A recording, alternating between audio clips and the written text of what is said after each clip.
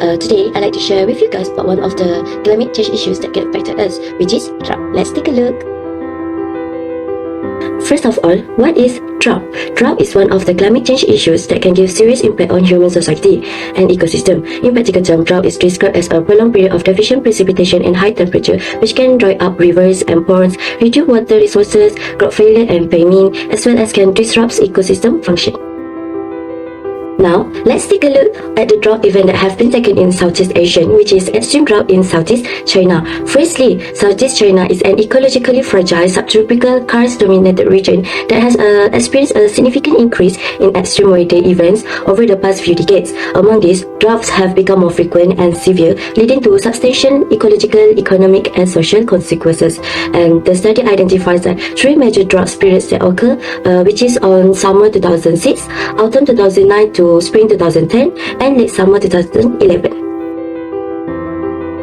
Impact of drought in Southeast China. Firstly, water resources depletion. So, frequent drought had caused serious damage to water resources in Southeast China, where river and pond dry up, which is it leads to reducing available drinking water for population. Second, damage to ecosystem. Extreme drought can reduce vegetation growth, causing the tree death and also lower ecosystem stability. Third, agricultural loss and famine risk. So, mostly in Southeast, the drought causing agricultural output suffered drastically, with potential food shortage or famine, especially in rural areas. And lastly, it will impact humanitarian and economic. So the three drought that happened for the past year in Southeast China affected drinking water and also causing economic losses over 40 billions. These are a few mitigations that have been introduced to address drought at their country. First, construction of water reservoirs. Large-scale hydraulic engineering efforts such as building reservoirs have been implemented. This is to enhance water storage and availability during drought periods. The second, the use of remote sensing and seasonal indicators for monitoring and forecasting.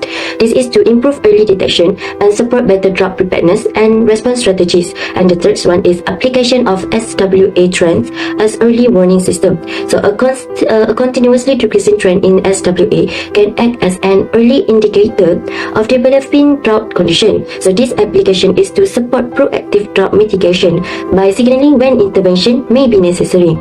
And the fourth one is promotion of rainwater harvesting in karst areas. So for example, implementation of rainwater collection system in order to increase water availability during droughts and also to reduce soil erosion in wet season. Lastly, informing future hydraulic engineering planning.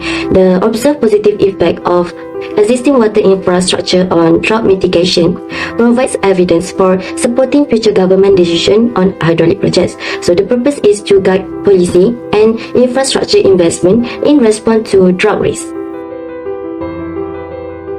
What can we reflect from drought event? So we know that climate change is increasing the intensity, duration, and recurrence of droughts globally, threatening water resources, agriculture, and also livelihoods. So ecosystems also are highly sensitive to climate stress, and phenological changes may serve as early warning indicator of broader climate impacts.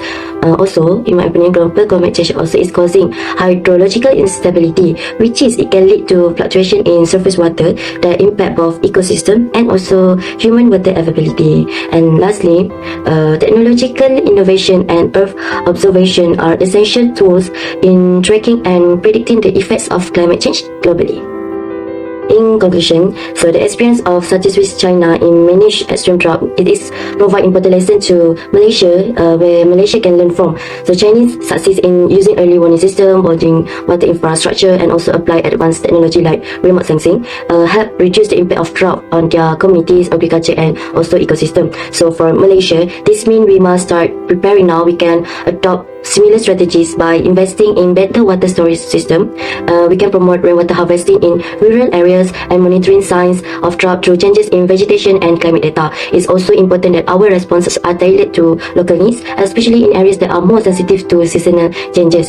So, and mostly importantly, we need to plan ahead. With climate change making droughts more frequent and severe, proactive action is the key. So by combining technology, community engagement, and smart policies, Malaysia can build a more resilient future where water resources, environment, and food supply are protected even during time of drought. So I think that's all from me. See you guys later. Bye.